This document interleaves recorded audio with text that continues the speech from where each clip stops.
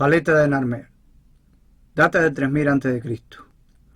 Esta pieza era utilizada, supuestamente, como soporte para pigmentos o crema que los antiguos egipcios se aplicaban en cuerpo y rostro. Según los arqueólogos, sus bajorrelieves nos cuentan una epopeya política. Una cruenta batalla dirigida por un rey llamado Narmer, primer faraón, dicen, de la primera dinastía egipcia.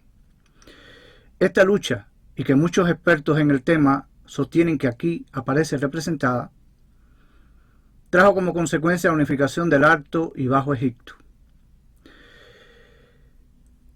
¿Nos han contado la verdad acerca de esta pieza? ¿La ciencia ignora realmente su verdadera utilidad?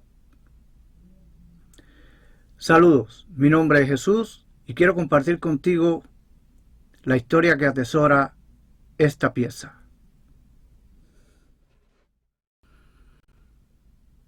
Saludos nuevamente, amigos y amigas. Antes de comenzar la descripción de la paleta, quiero mostrarle una imagen de la paleta de Narmer a tamaño real. Esto les ayudará a tener una idea más exacta de las dimensiones de esta pieza.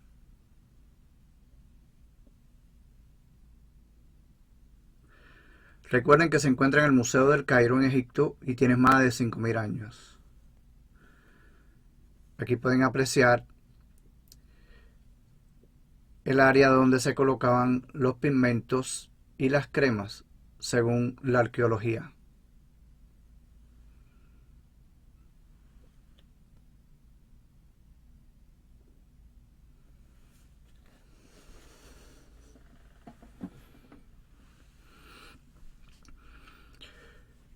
Pasando aquí a la pantalla, como ven, he enumerado los capítulos, contradiciendo un poco lo establecido,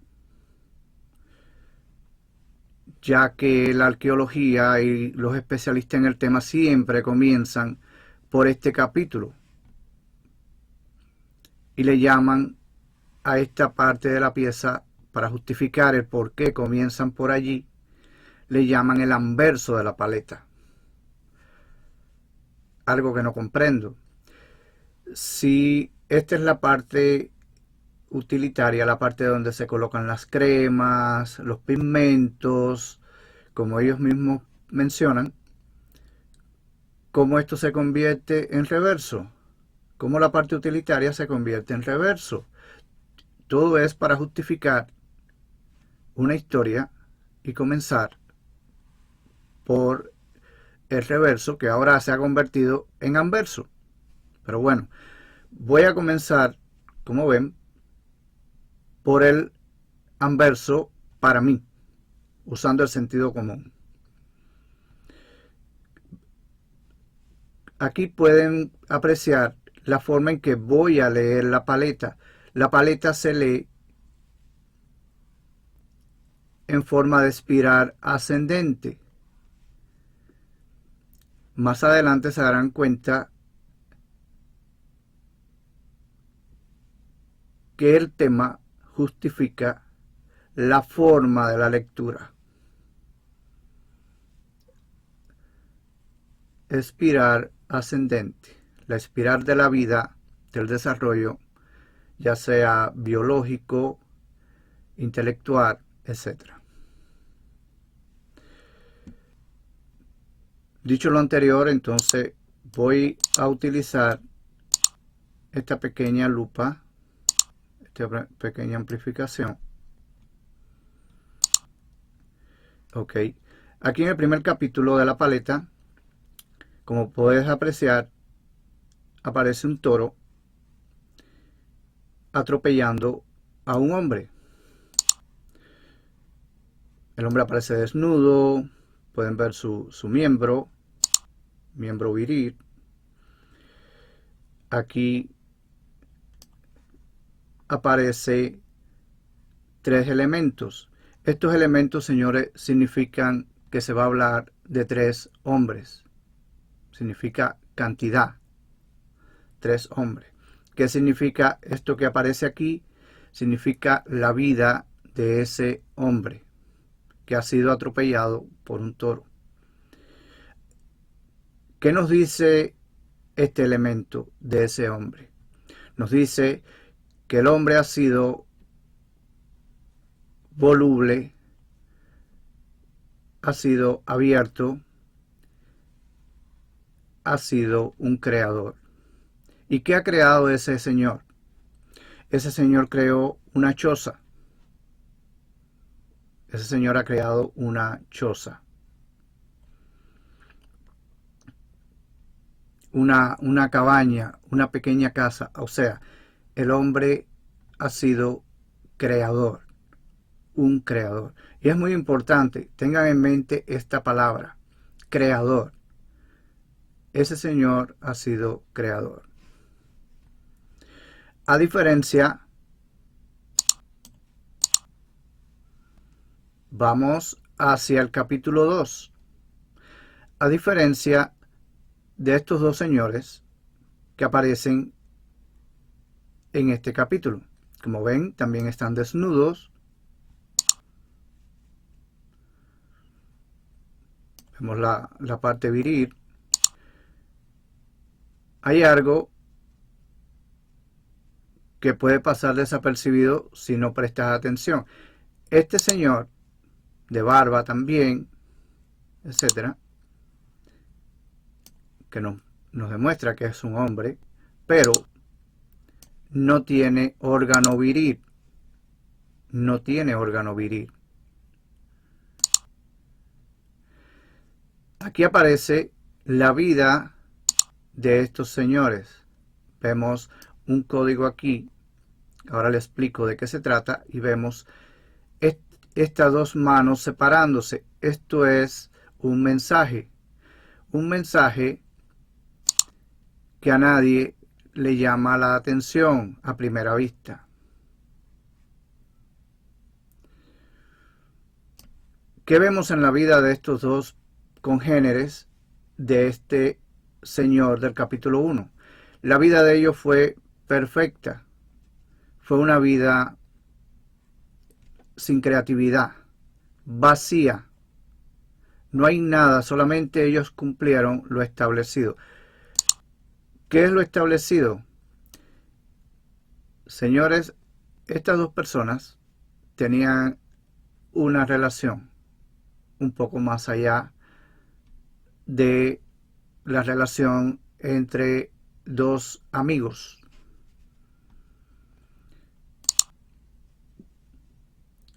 Hay un rompimiento porque este señor de acá, que sí tiene el órgano viril,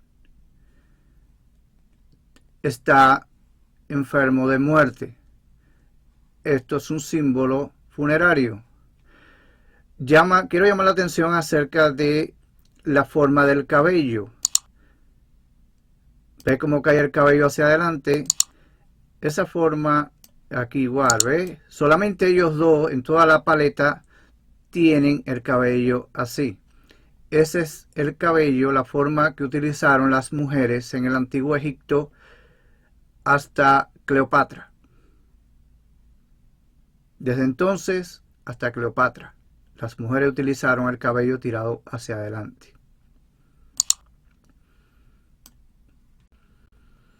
Capítulo 3.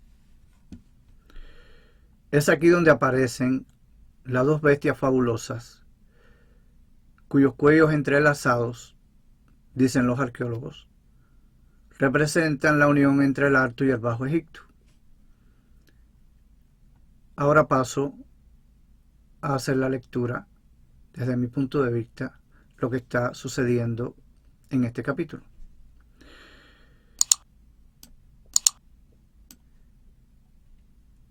Aquí el creador de esta paleta hizo una síntesis.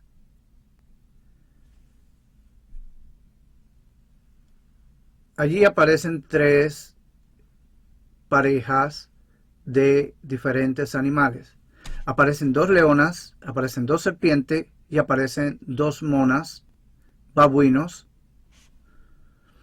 Como pueden ver, la cola está excitada. Significa que están excitando a estas tres parejas de criaturas. Están excitando a estas tres parejas de criaturas para obtener su material genético, sus fluidos genésicos. ¿Cómo lo están haciendo? Estos señores son los encargados de hacer que, en este caso, por ejemplo, estas leonas se exciten entre ellas y en un momento determinado tomar su fluido genésico. ¿Cómo lo hacían? Si se fijan en la cintura de este señor, cuelga un elemento cuya textura se asemeja a la textura de su cabello. Por tanto, estamos hablando de un elemento felpudo o esponjoso. Cada uno de ellos tiene ese elemento colgando en la cintura. Como ven, su textura se asemeja a su cabello. ¿Cuál es la función de este elemento? Una vez excitadas las tres parejas, con esa esponja o felpa, ellos obtienen el fluido genésico o el material genético de cada pareja de animales que ahí aparecen, y es depositado aquí en este sitio donde la arqueología nos habla que era utilizado para cremas, aceites o pigmentos. No, señores, aquí se coloca el material genésico tomado de de estas tres parejas de animales: dos leonas, dos serpientes y dos babuinos hembra. Tienen que ser hembra. Un detalle muy importante, donde además aparece esta pieza. Estas piezas aparecen aquí en el capítulo 5. Este es el templo donde se hacían estas actividades. Como ven, la han colocado de una manera simbólica que crea un pequeño triángulo en el medio, en su interior, lo que nos recuerda a una pirámide, que es un tema que voy a tratar en próximos videos, para que realmente eran las pirámides. Luego de hacer este señalamiento, regresamos al capítulo 3 para mantener el orden de la lectura de esta interesante historia y muy controversial también. Pasamos al capítulo 4. ¿Qué aparece en el capítulo 4? Según los arqueólogos, aparece el rey Narmer con su corona blanca que representa el Alto Egipto. El rey Narmer está golpeando brutalmente, enérgicamente, a su enemigo, que aparece arrodillado en el suelo. Además, aparece Horus, el halcón Horus, ayudando al rey Narmer a destruir a su enemigo, al enemigo de la tierra del papiro, según los arqueólogos, que en este caso representan al Bajo Egipto. Además, en la escena aparece el llamado portasandalia,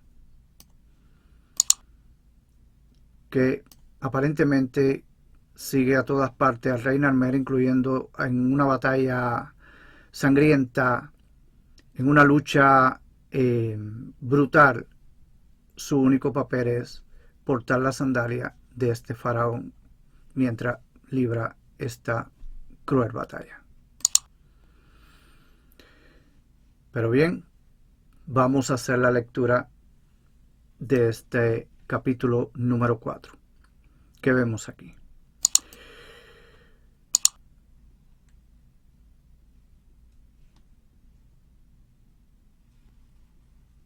Este detalle me llama la atención. ¿Cómo es posible que alguien que esté involucrado en una batalla, en una disputa acalorada, una batalla cruenta, cuyo objetivo es, en este caso, en esta imagen,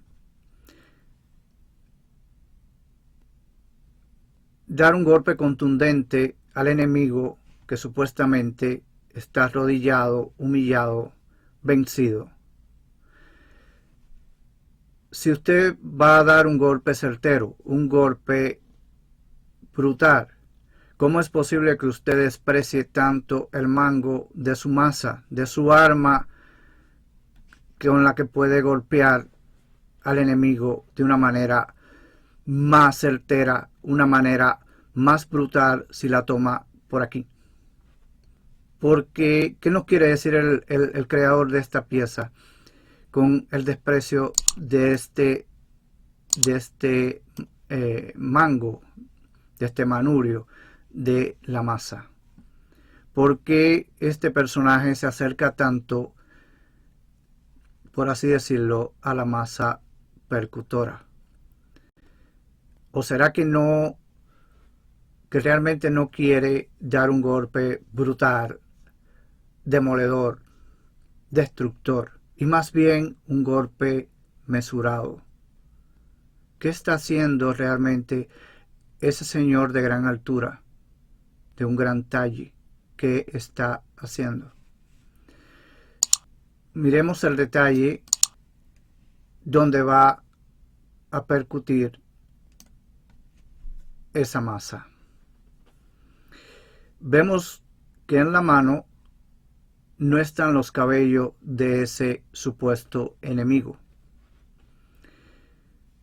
Más bien parece una estaca o un cincel. Eso me trae hasta aquí. En el Seret, según los arqueólogos, y que aparece un siluro y aparece un cincel. Aquí también, en el encabezamiento de cada cara.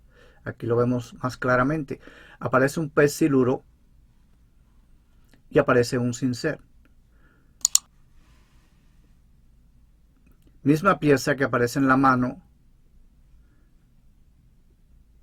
de este personaje de gran talle que está haciendo algo aquí en la cabeza de este señor. Vemos la textura de aquí que es diferente a la de aquí. Hay dos texturas diferentes. ¿Qué está sucediendo aquí en esta escena?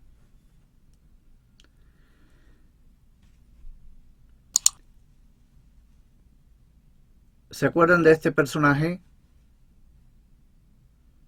Este personaje es el personaje, amigos, de la escena número 1. El señor creador que fue atropellado por un toro. Vamos a la escena 4. ¿Por qué los papiros? Los papiros desde entonces significaron para los egipcios renacimiento, nueva vida, volver a vivir. ¿Qué está pasando aquí realmente? Este hombre ha sido momificado. Ha sido momificado hasta el cuello. Solamente ha quedado su cabeza fuera del vendaje de la momificación. ¿Qué está pasando entonces? Se le está haciendo una extracción de su cerebro a través de la boca, la parte, la fisura entre la boca y la nariz. Aquí vemos la marca que nos muestra cuál es el seguimiento de esa palanca. Esa palanca se llama palanca de Upuau, lo que los arqueólogos han relacionado erróneamente con una actividad llamada Hepsep o apertura de la boca y los ojos. No se trata, señores, de la apertura de la boca por el sentido de que para que hable en el más allá, etcétera. No. Era algo bien pragmático. Se recuperaba el cerebro de las personas creadoras. Por ejemplo, Steve Jobs en esta época hubiese sido recuperado su cerebro.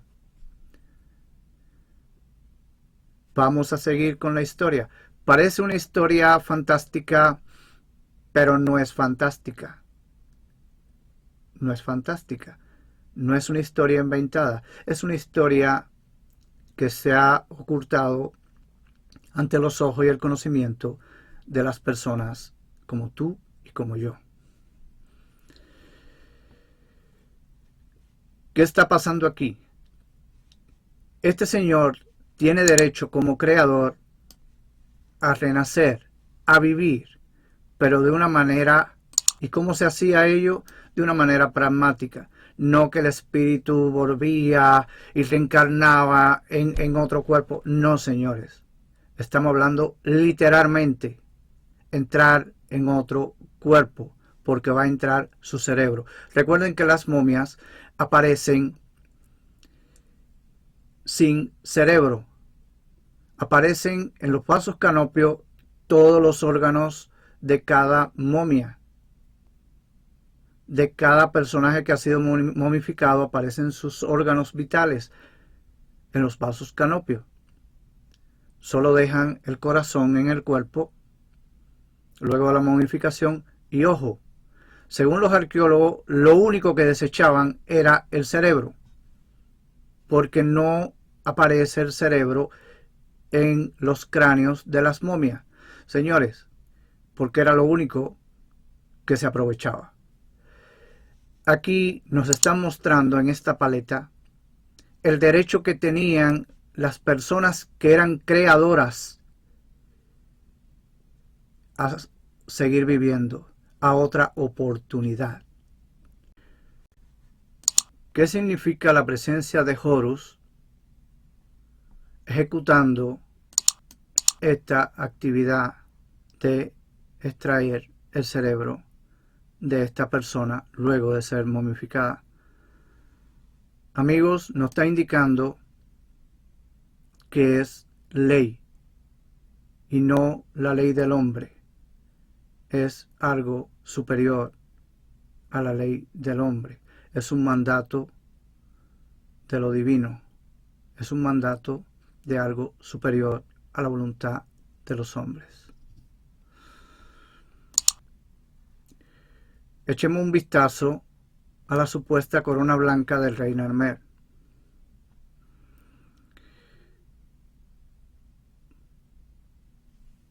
Según los arqueólogos, se trata de un detalle que tiene un carácter geopolítico. O sea, esta corona significa, supuestamente, que es el rey del Alto Egipto. Echemos un vistazo a lo que se hace llamar también el Seret. Aparece efectivamente el pez siluro y aparece el Sin-Ser, pero aquí hay un detalle que no aparece en este lado. ¿Ve? Solamente está el pez siluro, que el pez siluro, como curiosidad, posee electricidad estática como un mecanismo de defensa natural. Vemos el Sin-Ser, pero no aparece el detalle que aparece aquí. ¿Qué significa esto? Que toda esta escena que aparece aquí está sucediendo dentro de un templo. No está, por ejemplo, como estas actividades, y eso es lo que nos indica la ausencia de ese código aquí. Todo esto que aparece aquí se está sucediendo al aire libre, está sucediendo en el exterior. Ahora, a diferencia del anverso, lo que está sucediendo aquí en el reverso es que estamos en el interior de un templo. Otro detalle que nos indica que estamos en el interior de un templo es lo que nos aporta el llamado portasandalia. El portasandalia, señores, si se fijan, en el cuello le cuelga un código que luego se transformó en la cruz ansada que conocemos, la cruz ansada o de larga vida egipcia. Aquí aparece doble, o sea, si le damos la vuelta en el cuello, aparece el asa y aquí aparecen doble. La cruz ansada aparece doble. Y fue muy utilizada en paredes, en obeliscos, etc. Se representó mucho de esta manera en un principio la cruz ansada doble. Esto nos indica que este señor es un sacerdote, es una persona autorizada a entrar en el templo.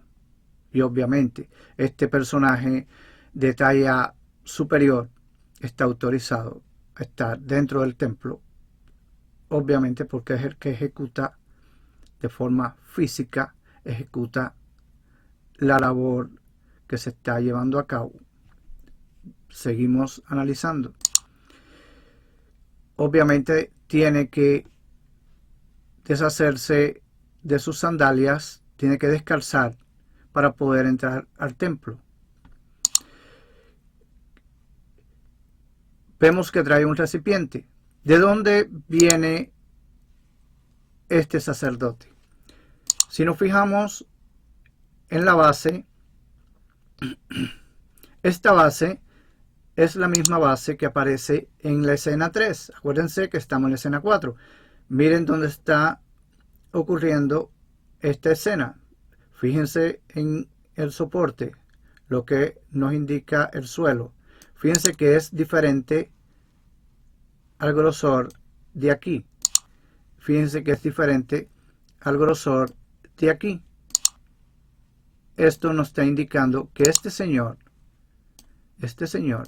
viene del lugar donde se colectó el material genésico, el material genético de las 3 parejas de animales que mencionamos anteriormente en el capítulo 3.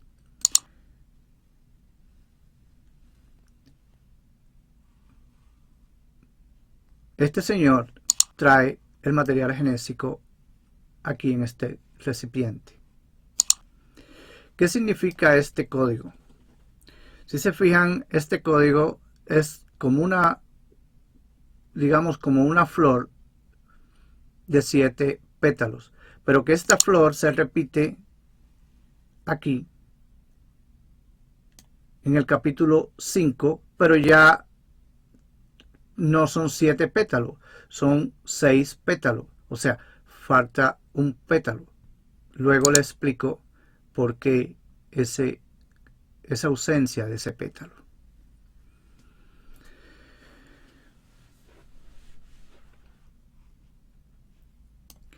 Este señor, al igual que el supuesto rey Narmer, portan esto que le llaman cola de toro.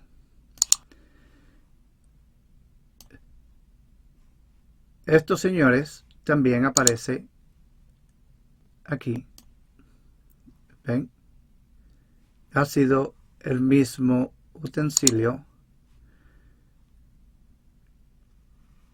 para hacer la actividad de la extracción del cerebro de este señor creador. Lo que se supone que es de metal. ¿Qué otra función cumplía esta pieza que era de metal? Este es un ambiente eléctrico. Los ambientes de los templos en el antiguo Egipto, los templos para la creación, los templos para hacer las mezclas genésicas, etc., eran ambientes eléctricos. La corriente estática estaba presente en el día a día de los egipcios dentro de los templos. Esto le permitía estar dentro del templo. Recuerden que el pez siluro posee energía eléctrica y es un código que nos está anunciando que aquí hay energía eléctrica en este ambiente. Esto es como una puesta a tierra dentro del templo, dentro de ese ambiente eléctrico, para que ellos puedan trabajar dentro de ese ambiente. Vemos aquí el arpón,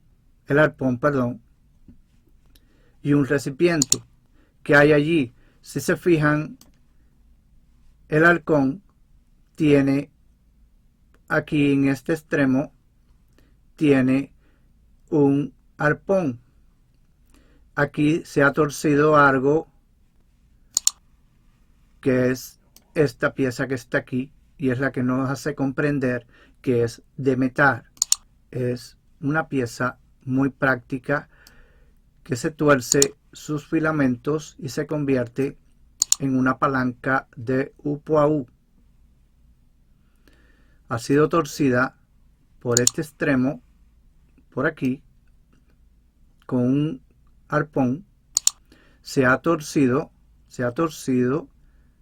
y esto es con lo que rompen, digamos, la parte superior del interior de la boca, por donde se extraía el cerebro.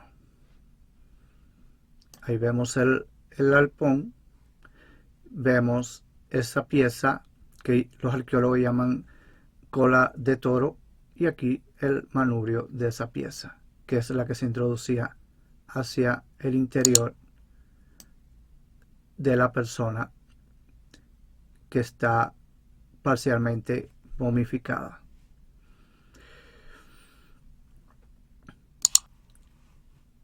¿Qué está pasando con esta persona?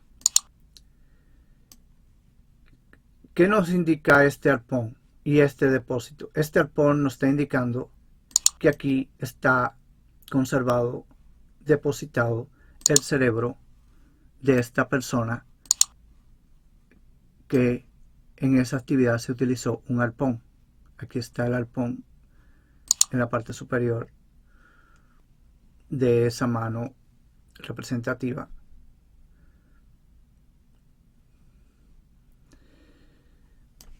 Aquí aparece el arpón y aparece el depósito donde está el cerebro, que significa que ese cerebro va a ser depositado luego de haberse hecho un corte en el cráneo de esta persona. Esta persona va a servir, su cuerpo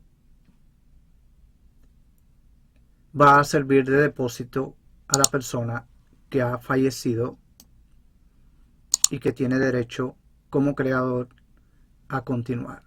Y simplemente van a utilizar este cuerpo de esta persona para que sea el portador de la personalidad de ese señor que ha fallecido.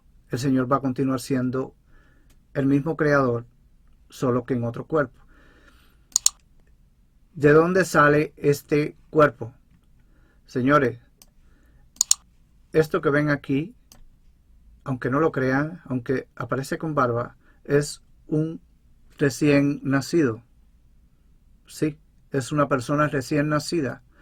Se hacían triadas de recién nacidos en 8 días gracias a la aceleración que existe en las mastaba y en las pirámides. Estas personas eran concebidas de 3 en 3, eran triadas de 3 hombres.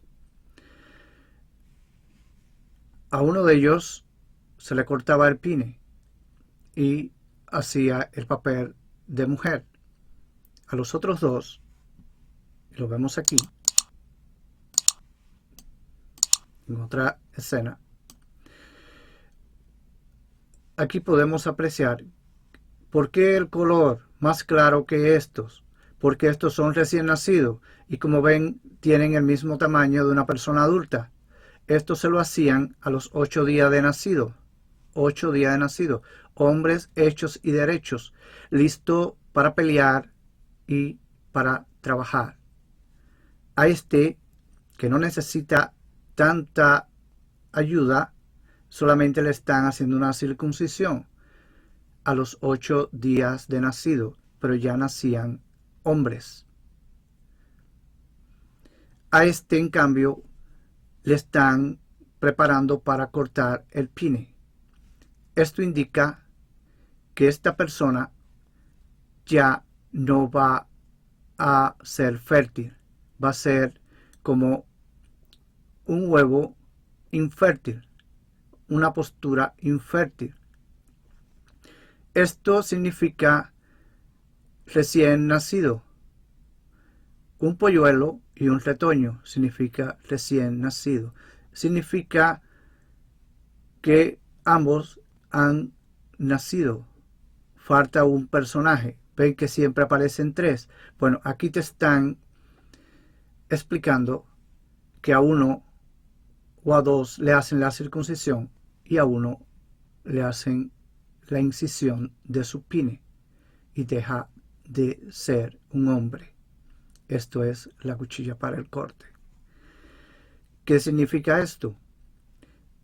Significa que va a tener, que los dos personajes que van a ser circuncidados van a tener doble energía. Regresemos entonces a la corona, la supuesta corona blanca del rey Narmer. Para poder explicarles de qué se trata, cuál es la utilidad de esta corona, nos movemos hacia el encabezamiento del anverso, donde aparece el pez siluro y el cincel. Como ya les expliqué anteriormente, el pez siluro posee electricidad como un mecanismo de defensa. Vamos a hacer un pequeño acercamiento para que puedas apreciar que la corona de Narmer, o la supuesta corona, aparece formando el cuerpo del siluro. Lo pueden apreciar. Fijan en la corona.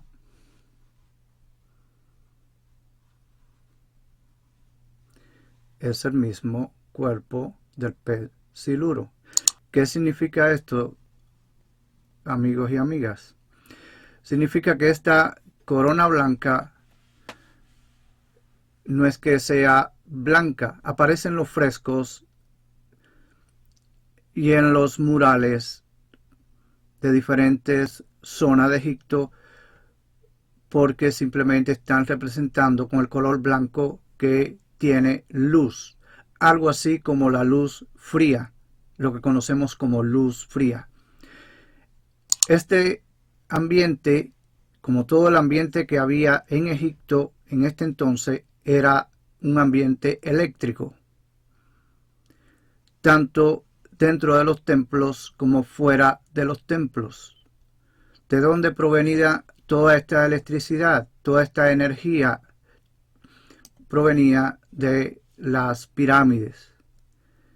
Las pirámides, la pirámide de Keops, la llamada pirámide de Keops, produce electricidad estática a un nivel enorme. Para hacer todas estas actividades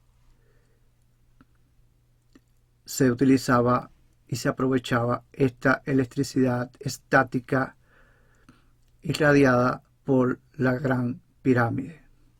Simplemente este sombrero tiene la capacidad de funcionar como una lámpara fría, una lámpara de luz fría. Por eso es que se han confundido al mirar que está pintado con un color blanco.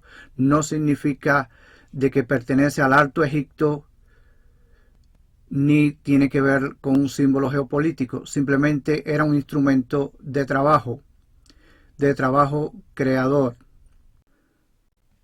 Pasamos a analizar el capítulo número 5. En él aparece una especie de procesión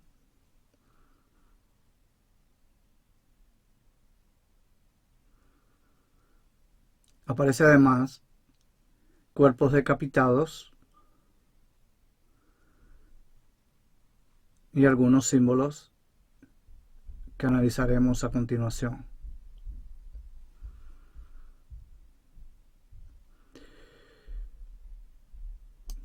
Aquí aparece el templo, que puede ser la parte subterránea de una mastaba o la parte subterránea de alguna pirámide.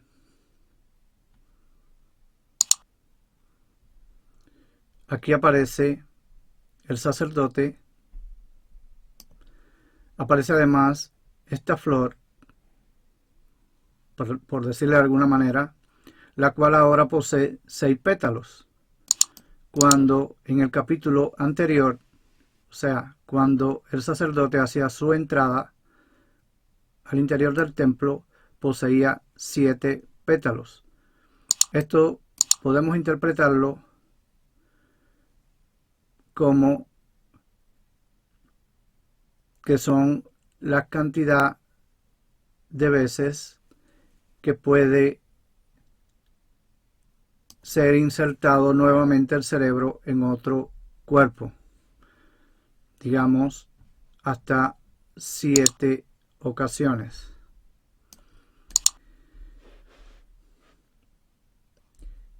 Llama la atención que ahora el llamado Rey Narmer posee lo que los arqueólogos han hecho en llamar la corona roja del Bajo Egipto.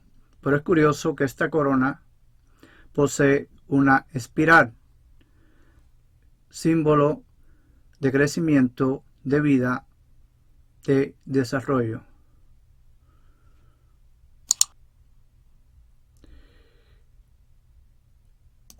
Seguimos analizando. Ahora vemos cómo la masa de Narmer, del llamado Rey Narmer, pasa a un plano secundario y en su mano derecha toma protagonismo el Mayar o Eka. El Mayar o Eka estaba constituido de una pequeña varilla con unos colgantes compuestos por semillas, piedras o cuentecillas de hueso. Su objetivo era hacerlo sonar como una especie de maruga, conseguir un sonido como el de las maruguitas que utilizan los bebés. ¿Cuál es el objetivo de este sonido? Pues guiar a esta persona que por primera vez sale a la luz del sol. Por primera vez ya fuera del templo, comienza a dar sus primeros pasos, por lo que necesita ser orientada con un sonido. Este elemento nos indica que hubo una conexión entre un elemento y otro elemento a la altura de su frente, de su cabeza. Es curioso observar que ahora este nuevo individuo no solamente posee la personalidad del creador que fue atropellado por el toro en el capítulo 1, sino que además se ha convertido en una mujer. Es el nuevo prototipo de una mujer, con el peinado propio de una mujer. Vemos unos elementos que cuelgan, digamos, del hombro de esta mujer.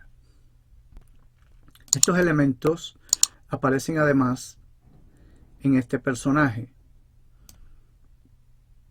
Aquí aparece estos dos elementos que aparece aquí en este nuevo personaje que se ha concebido. Pasemos a la lectura y ahora le explico por qué aparece también aquí.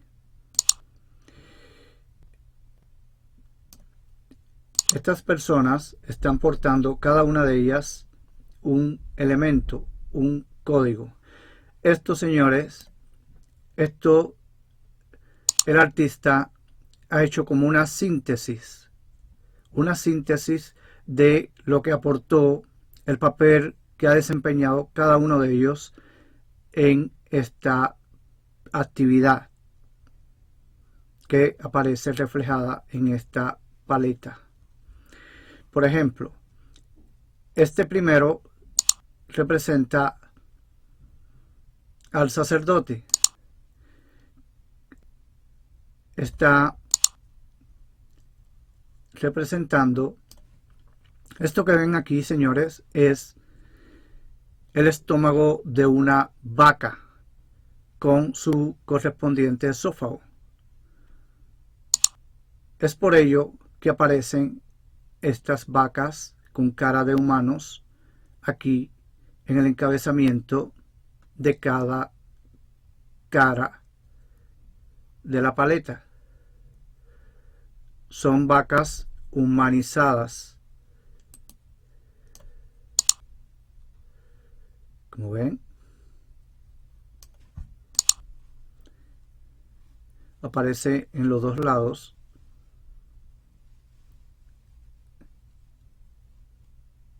en ambos lados de la paleta.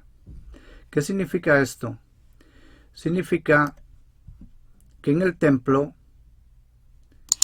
se llevaba a cabo este tipo de actividades, o sea, en los primeros tiempos se utilizaba el estómago de las vacas para introducir la mezcla genésica. Este estómago era utilizado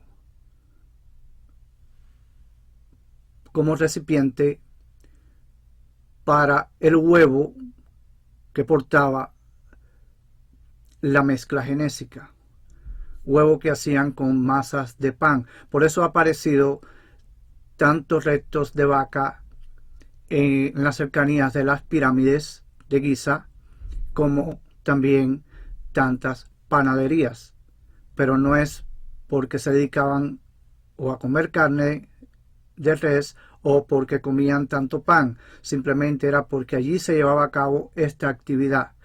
La mezcla genésica era protegida con una masa de pan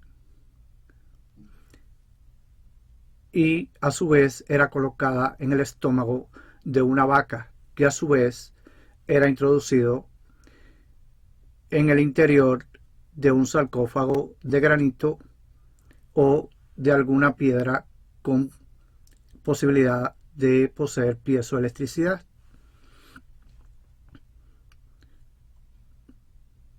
Para ayudar en la división celular. Eso es lo que significa que el sacerdote esté portando este elemento, porque esto era lo que se hacía, señores. Esta actividad era la que se hacía en los templos. No eran templos funerarios, eran templos pro vida. Este segundo personaje que posee lo que puedo llamar, para poder identificarlo, como dos frutas pequeñas colgantes, significa este personaje es este personaje, sin portar ninguna de las dos coronas, como hacen llamar los arqueólogos. Aquí está, este personaje representa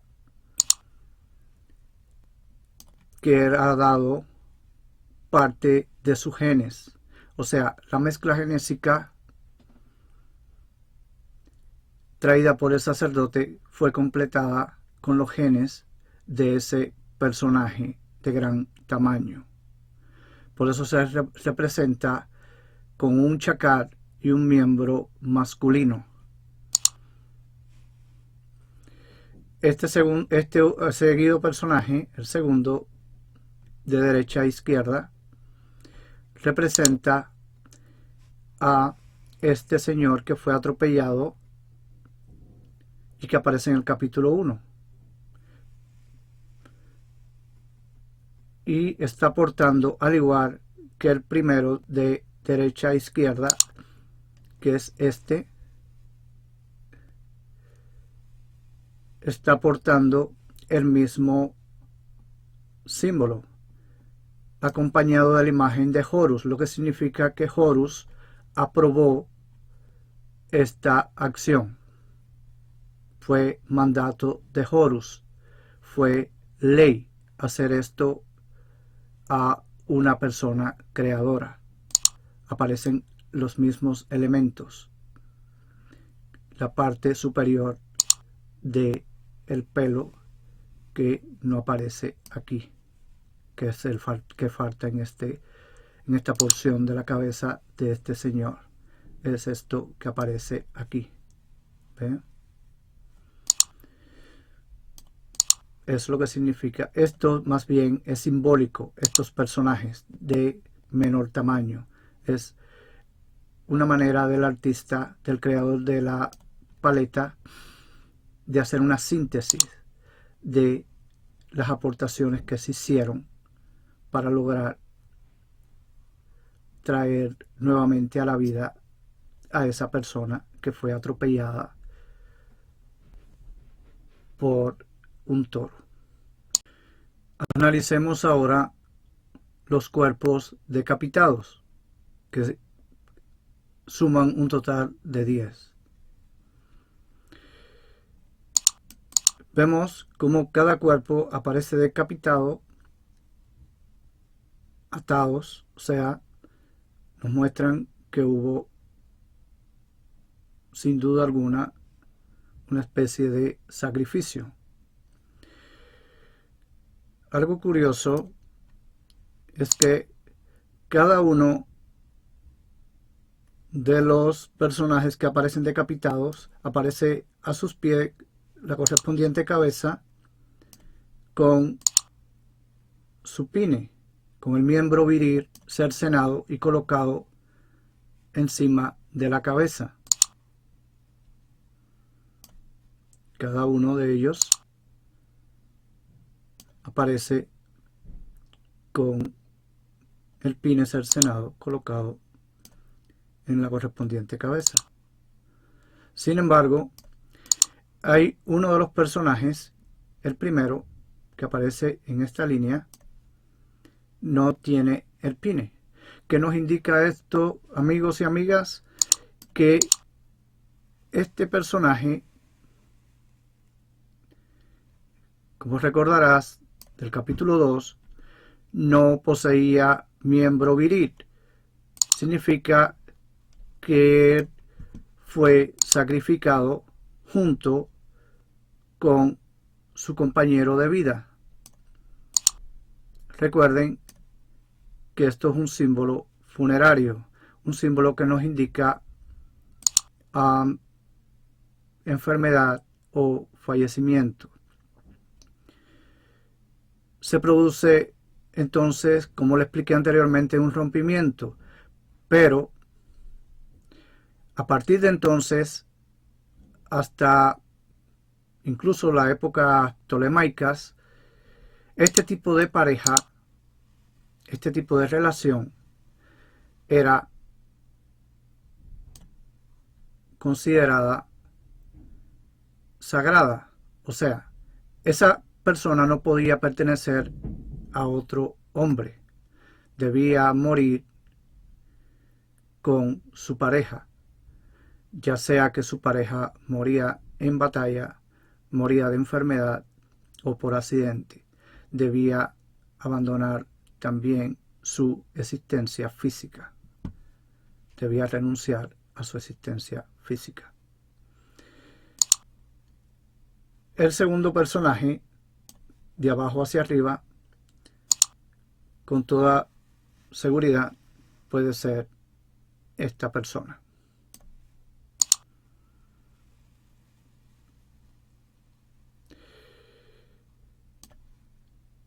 Estos dos primeros que han sido decapitados,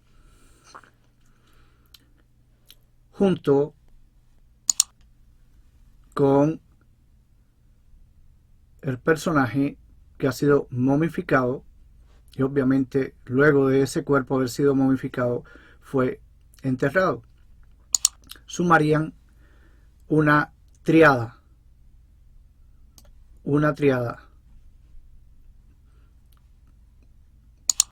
Seguidamente aparece una triada completa. 3 hombres que han sido sacrificados y se le ha colocado el pine correspondiente a la cabeza correspondiente. Pasemos nuevamente de abajo hacia arriba. Tenemos 2 cuerpos y para completar esa siguiente triada tenemos que señalar a este personaje que es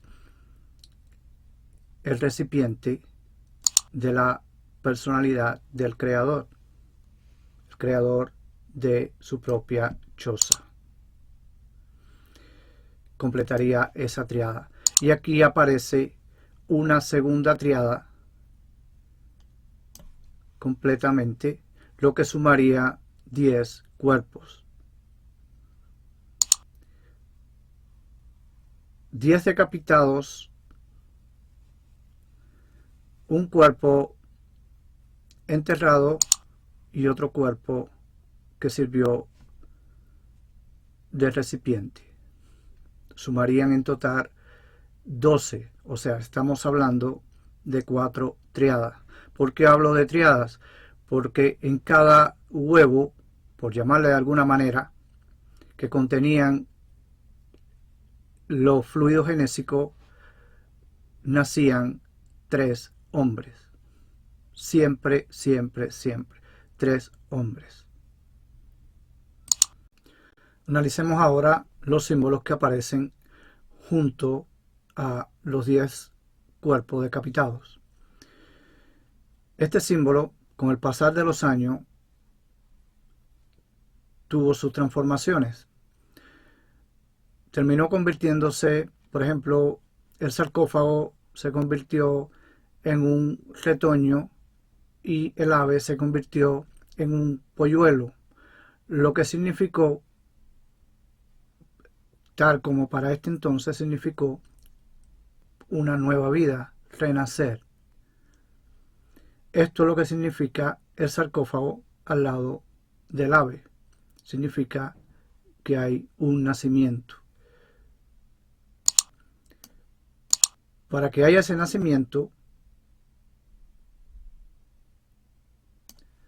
Horus determinó el sacrificio de los personajes que aparecen aquí debajo. Todos ellos, incluyendo el toro, que aparece su cabeza aquí, fueron sacrificados y viajarán hacia un lugar supuestamente mejor.